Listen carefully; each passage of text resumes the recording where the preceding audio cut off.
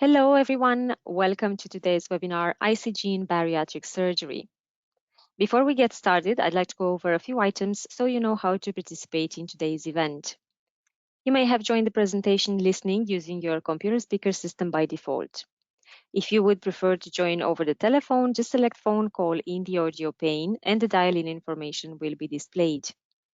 You will have the opportunity to submit text questions to today's presenter by typing your questions into the questions pane of your control panel.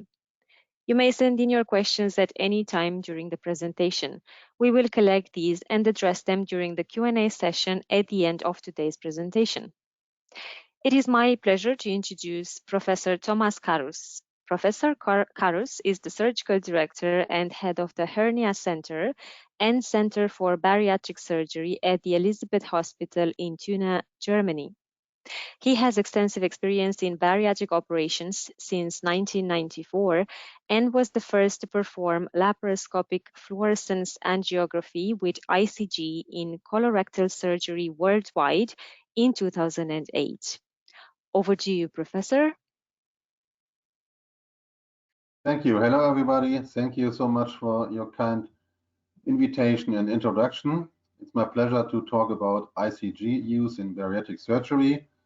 ICG means indocyanine green, a green colored injection you can give. And the use of ICG is in gastrointestinal procedures.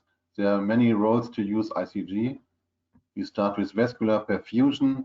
You can give ICG intravenously to see the arterial perfusion. You can do leak tests with ICG by giving it through a tube, diluted solution with ICG, for example, by a gastric tube. You can do biliary mapping.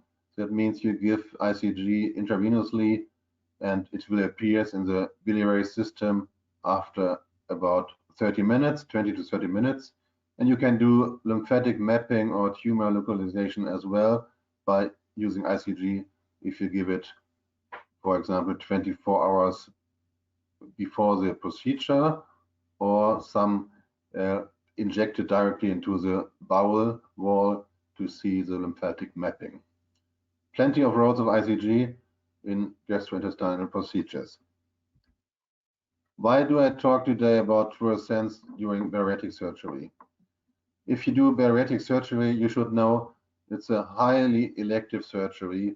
You can prepare the patients, and all these patients, due to the obesity, are really high-risk patients. Therefore, you have really zero tolerance for complication or death, and it should be as safe as it could be to do the operation.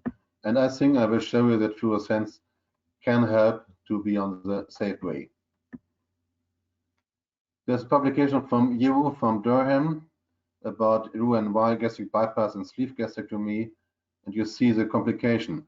You have a leak rate of 1 to 3% in bypass as well as in sleeve resection.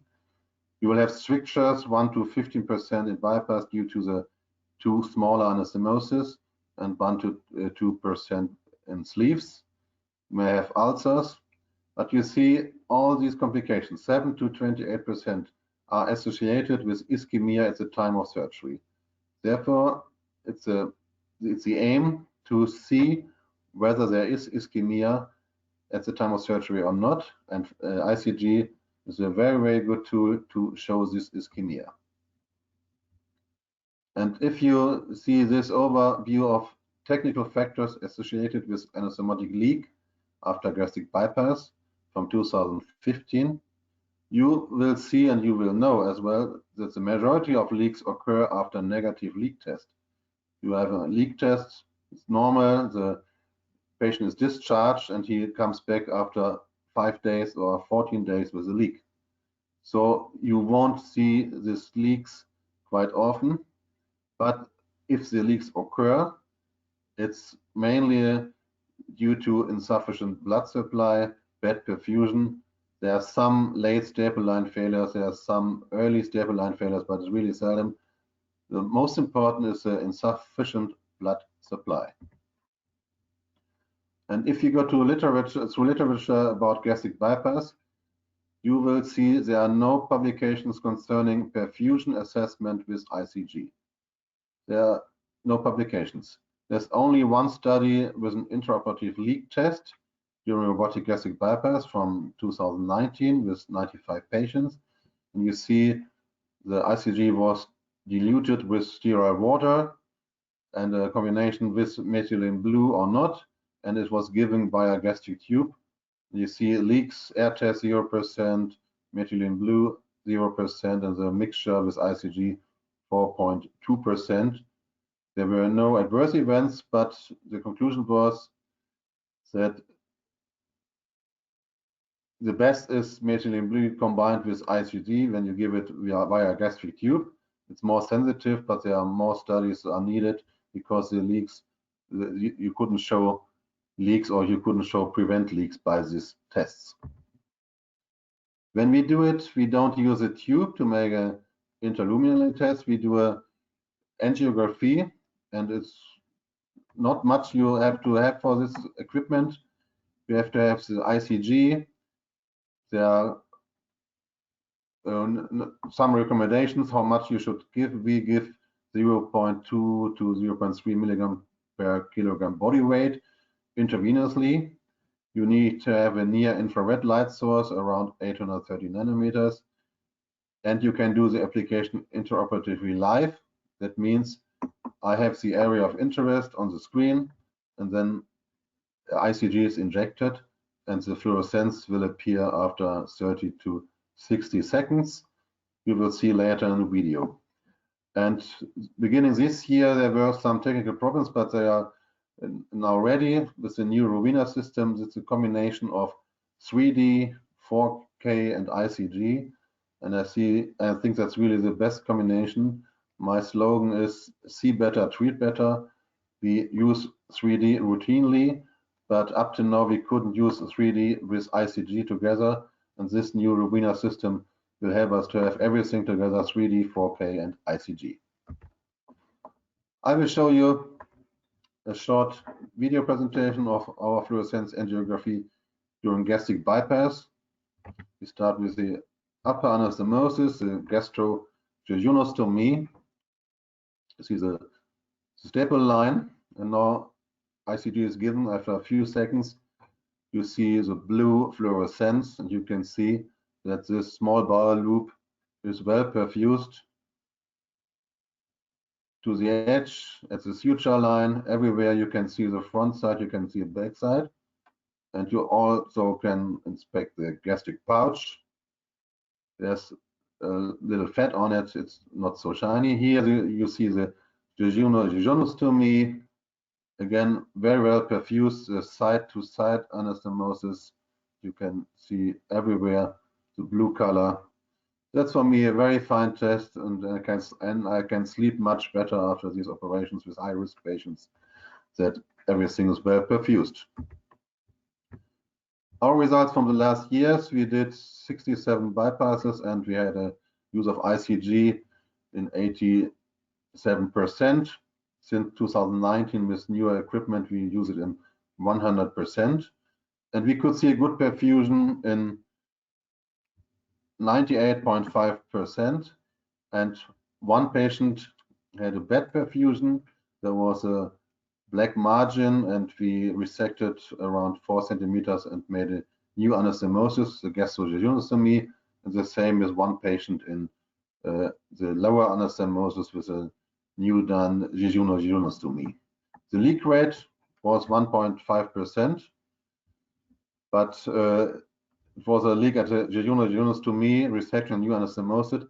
I think it was a technical fault of the surgeon, because the fluorescence was quite fine in this case, and you can make no conclusion by this. The leak rate was very low, but I think it's very well to know that you have a perfect tissue perfusion before anastomosis. And I do the same in colorectal surgery, and 2 or 3 times a year in 200 operations, I see an area of bad perfusion in bowel in colorectal surgery, and I can make a segment resection and make a new anastomosis or can make an anastomosis before I bring it together. And these are only 2 or 3%, 2 or 3 patients a year, lower than 2%. But these cases would have an insufficiency and a leak. And this is the same for this gastric bypass. You can't leave a anastomosis with a small bowel with no perfusion. You can see it directly. And in difficult situations, reoperations, a lot of adhesions, you have a confirmation of the blood flow. And there's an extra aspect, it's not often mentioned. You can see a bleeding because you always have a little amount of blood in the left upper quadrant, at the spleen, anywhere. You can see a little red fluid. But this will be in fluorescence mode black because the ICG was given later. And if you make an overview at the end and you see in this bloody fluid there's fluorescence, then you directly know that there's still a bleeding, and you can follow the blue color and you will find even very small bleedings, and you can stop it before finishing the operation. In sleeve gastrectomy, there are some publications, not so many, with 15 to 86 patients. You see the perfusion could be seen and demonstrated that it's perfect in 100%. There was no intraoperative change, and the leak rate was from 0% to 2.3%. The conclusion was, it's no prognostic for leaks. Studies are needed. That's true. I think you won't have a lot of leaks, and you will see almost always 100% perfusion. You can see a determination of blood supply, but if you go to some anatomic books, you will find there are some patients with a really not normal blood supply, with some arteries you don't think of. And this could be shown if you do a gastric sleeve preparation, and there could be a patient with an area of bad perfusion in the region of the staple line, and you can do a reaction, for example, change to gastric bypass. I think what was my conclusion, it's more safety to see the perfusion in real time and not 1 week later when the leak is there. I will show you our technique in sleeve gastrectomy.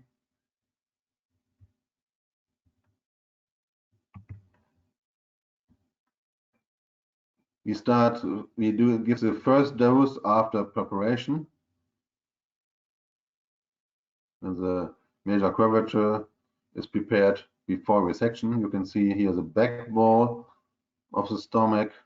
You can see the suture line. We go up, and then ICG is injected.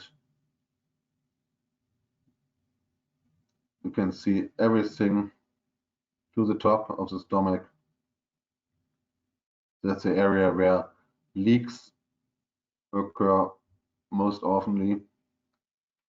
And then after the resection, you see the new formed gastric sleeve. We give a second dose, and now you can see really perfectly the good perfusion. And we inspect the whole sleeve. And sometimes you can see little bleedings from the suture line. They are really very nice to see by ICG because you see this blue fluid running out. You can see really small bleedings. Before you ask, I never do sutures above the suture line. I think the staple line is good enough.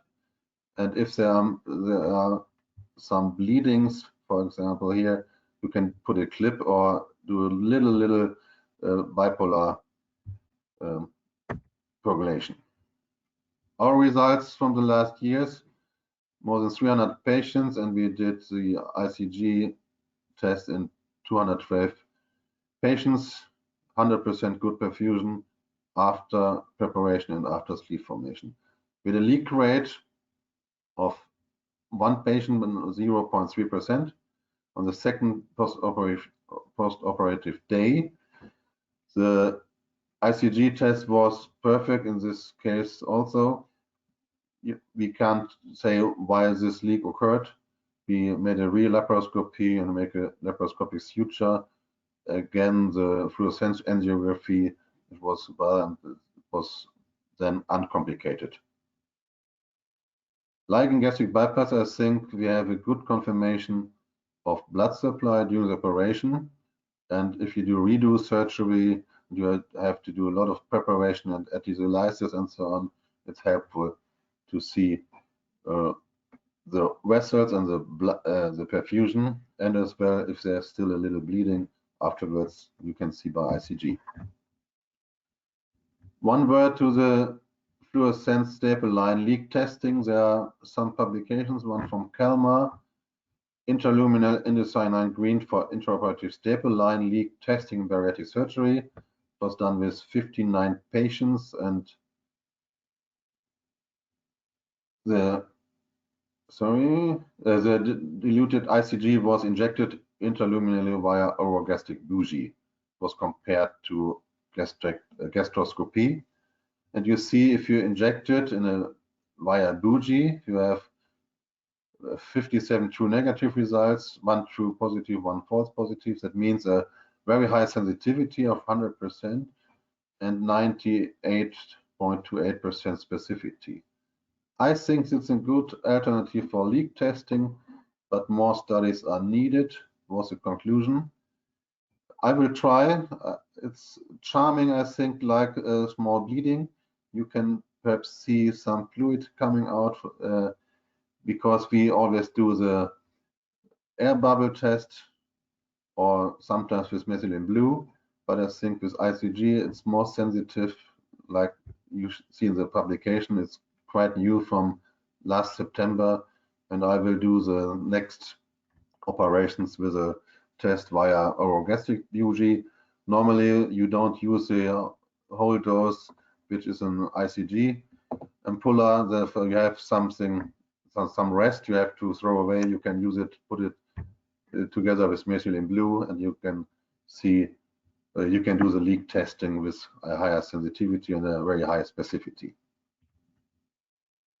And one word to the correlation between leak testing and leaks from 2016 with 1,329 patients with intraoperative routine leak test. And you see there was no leak in this really big group. And then it was analyzed. You had 1% leaks in the test group with intraoperative leak testing, and as well 1% leaks without intraoperative testing. And what's very, very interesting, the leaks presented at a mean of 17.3 days post-operatively. That's really late, a range from 1 to 67 days. That's a problem. The patients are discharged after 3 or 4 days, or sometimes even earlier, and you have to take care of them, I think, at least 2 or 4 weeks afterwards to really see that they're in good condition and that there's no late leak. The conclusion was a leak test is not predictive of the later development of staple line leak, and that's my topic. That means the importance of fluorescence angiography to detect ischemia is higher, is more important. It's only 1 or 2 patients you will find in a year, perhaps. But these patients are much better treated because you can see the area where the problem will occur, and you can react in the operation to another resection, segment resection, new anastomosis, and it will be much safer for these few patients. My conclusions of role of ICG in bariatric procedures as well as in all kinds of gastrointestinal procedures. Your visual assessment may underestimate the real perfusion. I know a lot of surgeons from live operations or from hospitations. You make an anastomosis, and it's a little bit bluish, and one surgeon says, no, it's quite fine, it only looks a little bit blue, it's fine. And the other says, no, it's ischemia, it's no perfusion, and you don't know what to do. I really saw it in live operation. And I was thinking, why don't you just use ICG, give it intravenously, you will see after 30 seconds whether there's a perfusion or not. And with my residents and for myself in colorectal surgery, I make a little test intraoperative.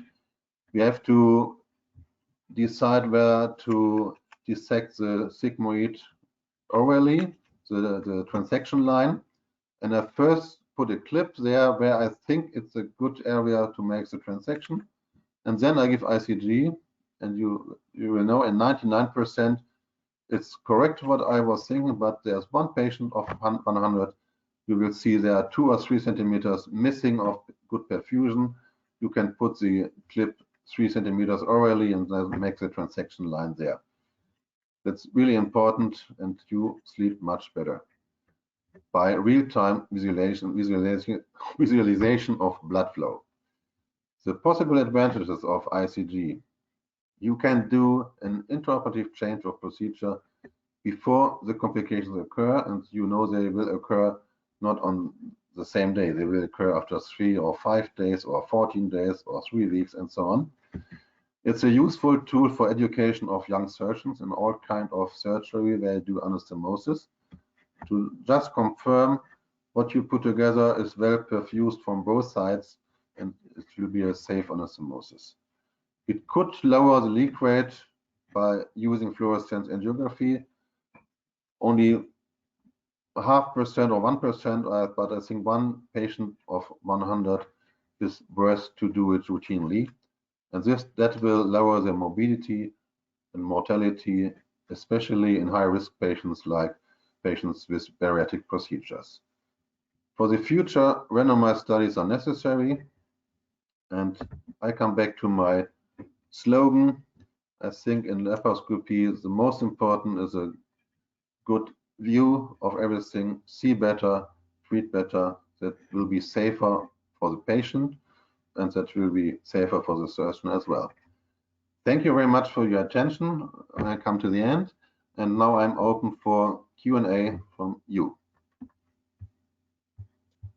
Thank you, Professor Carus. We're now going to begin answering the questions submitted during today's presentation.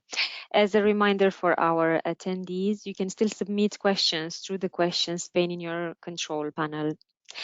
So, Professor Carus, our first question is, how many cases or percentage of cases have you had where you couldn't see the perfusion by fluorescence? That's in, I think, less than 1%, but the quality of the fluorescence is different from very shiny to very low fluorescence. That depends on the, for example, on the amount of fatty tissue in the abdomen. If the, for example, ligamentum hypaduodenale is covered by fat, you won't see the ductus choledochus quite well before preparation. But I never saw no fluorescence. Thank you, Professor. Our next question is, do you need to switch between the two different modes, or can you see the white light in parallel when you are in the ICG mode? There are 3 types of modes I can use. The one is the overlay mode. You can bring the green or bluish colored picture on top of the normal picture. You will stay in the normal color mode. You can make switch mode to the white monochromatic mode. What you see in the film I really prefer, but I think the contrast is much better if you use the monochromatic.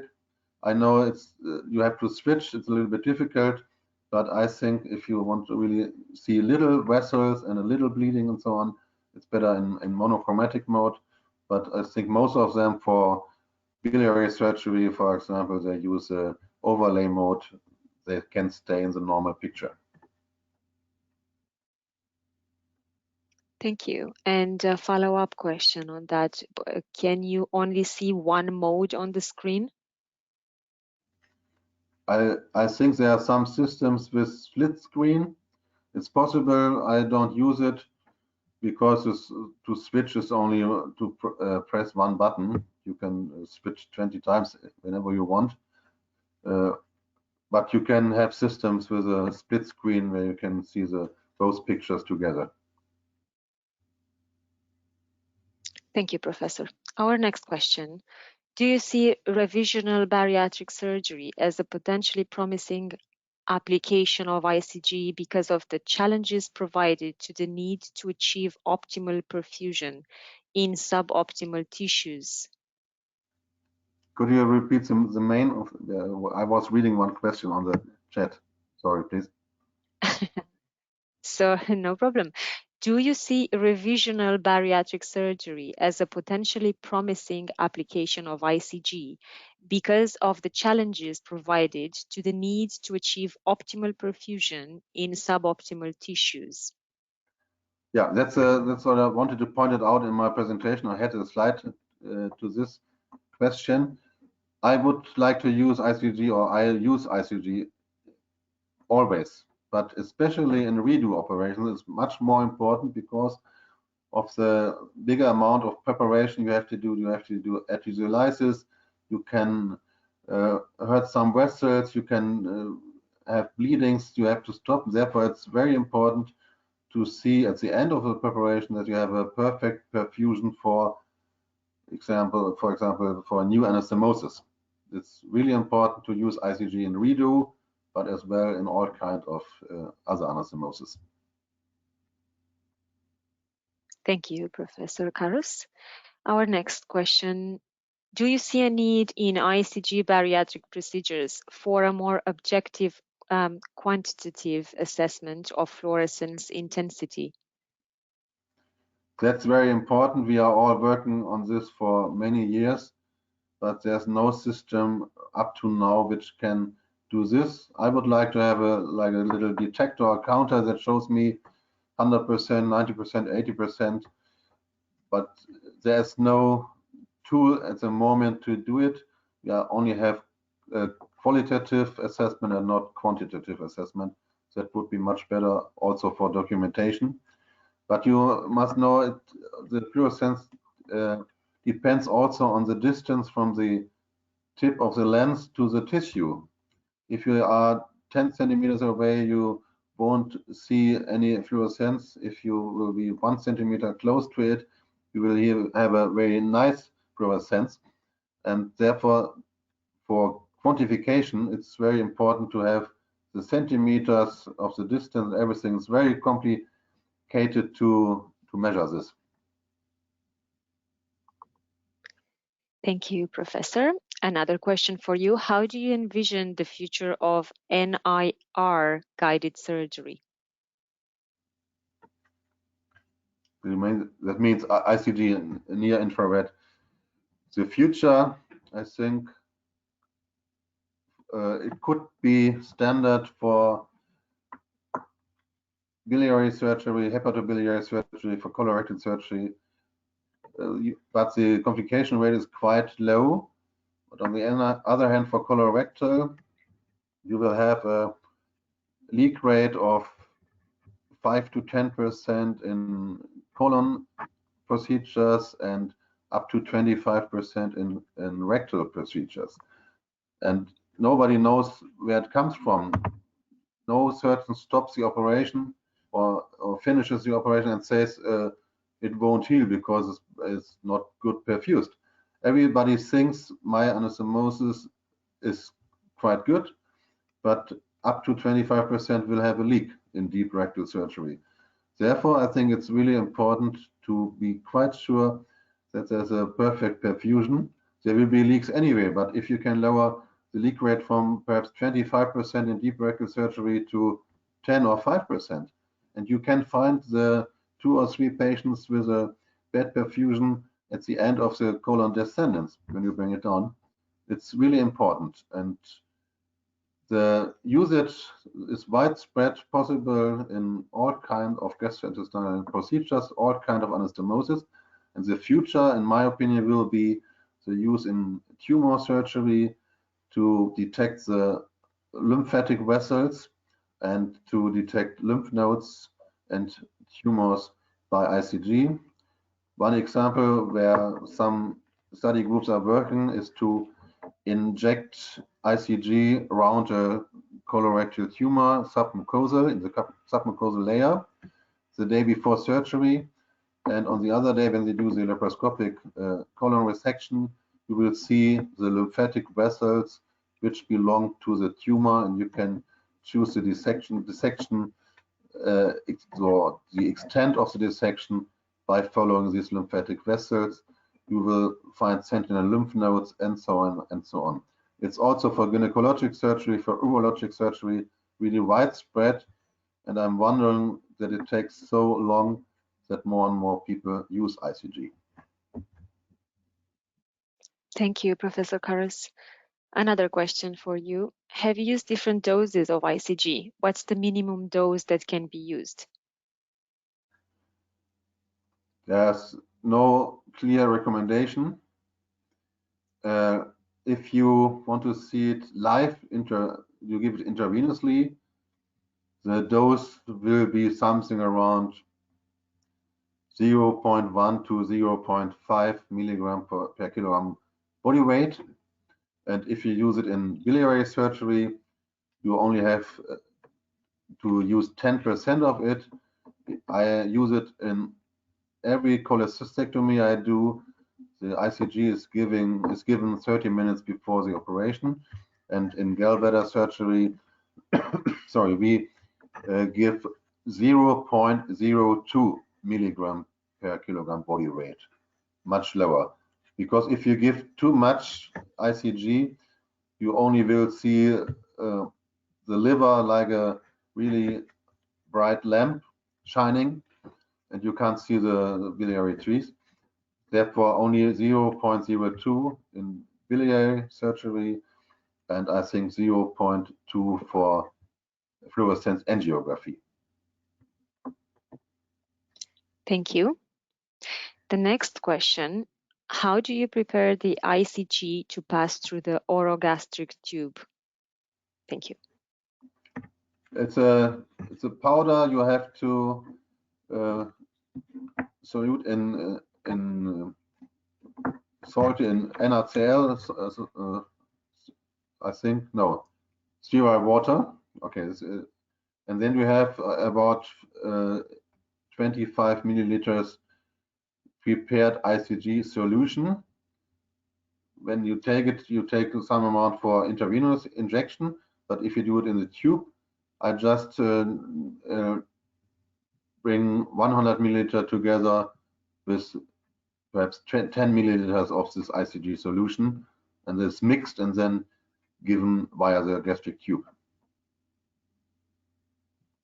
Okay, thank you, Professor. There is another question, a couple of questions here. ICG versus methylene blue, pros and cons in leakage test. And another question, ICG protocol. What's the ICG protocol in leakage test? Leakage test, yeah. You saw there's only one publication I found that blends a mixture of methylene blue together with ICG has the highest sensitivity. There are no protocols because it's a personal use. I think whether you take 100 or 200 milliliters on how much you bring in it. We always use methylene blue. We take one ampulla, put it in 500 milliliters sterile water, and then give around 100 milliliters via gastric tube. But there's no real protocol because the stomach is sometimes smaller, sometimes bigger, and we give so much of this solution till the stomach or the gastric sleeve is really full with fluid. Therefore, you don't know before how much you have to give. There's no protocol about the pressure or the volume of this. And this is the same for ICG, use it for a leak test.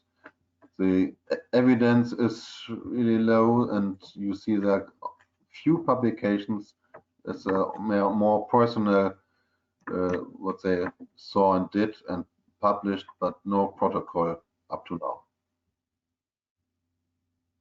Thank you very much. Our next question, what are the contraindications in using the ICG in bariatric in particular and other procedures in general? It's allergy against iodine and hyperthyroidism. That should be checked before, like you do normally in contrast enema or contrast fluid you give for radiology. That should be checked out before. We make a T3, T4, TSA test before, and there should be no iodine allergy. Great, And thank you.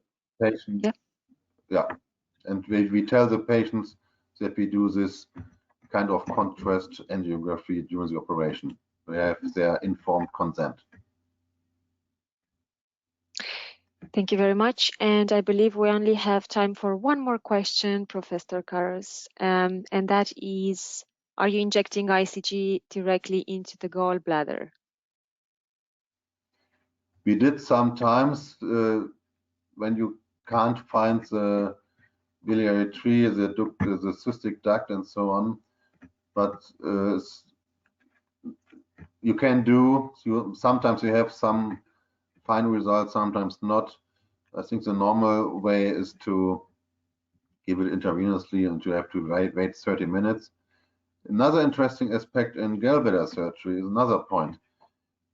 Sometimes the anatomy is really difficult, and you found the cystic duct and common bile duct, you made the transection and you put your clips, but you didn't find the artery, and there's almost the danger to clip the right hepatic artery. And in these cases, with inflammation and a lot of fatty tissue or scary tissue, we give another dose of ICG intravenously, like in angiography, and then you can see the hepatic artery and the cystic artery after 15 seconds, and you are quite sure where is the division, where does the cystic artery begins. It's quite helpful because the cystic artery is sometimes only 2 or 3 millimeters of length, and it's really dangerous to clip the hepatic artery. Thank you, Professor. I think we have time for one more question, if that's okay with you. Could you please tell, are you using fluorescence cholangiography in laparoscopic in acute cholecystic patients? Yes. I hope I'm reading this correctly. In the presence of perivesical infiltration. I can show you the question in the chat. I know, but understand the question. We had 2 international studies. They are published. One is being to be published. One is about this question. There are a lot of standard cholecystectomies. You just lift the gallbladder and you can see the common bile duct and the cystic duct by fluorescence without any preparation. That's perfect. But this is only for elective cases without a lot of fatty tissue. And in these acute cases with severe inflammation with a lot of fatty tissue, you can't see it in the beginning, but you have to do the preparation as well. And then you will see step by step, you can see the fluorescence. You will be very carefully to do this preparation in inflammation. You are very slowly, millimeter by millimeter, and then you will see the common bile duct and the cystic duct. It's very helpful. And this is an example I do in overlay mode without monochromatic mode, because then I see the fluorescence all the time, and when I'm approaching and go closer with the camera, I can see the green color, and I'm very safe to do the preparation even in cases with severe inflammation. Thank you very much, Professor Carus. Thank you for your presentation and for your time today. That completes our Q&A session and our webinar. Thank you everyone for attending today's webinar. Once you leave today's webinar, you will receive a survey on the presentation, and we would appreciate if you would complete that and provide your feedback. You will also receive a follow-up email within 24 to 48 hours with a link to view a recording of today's webinar. On behalf of International Society of Fluorescence Guided Surgery, with grant funding from Diagnostic Green and our presenters, thank you for joining us today and enjoy the rest of your day. Thank you very much. Bye-bye.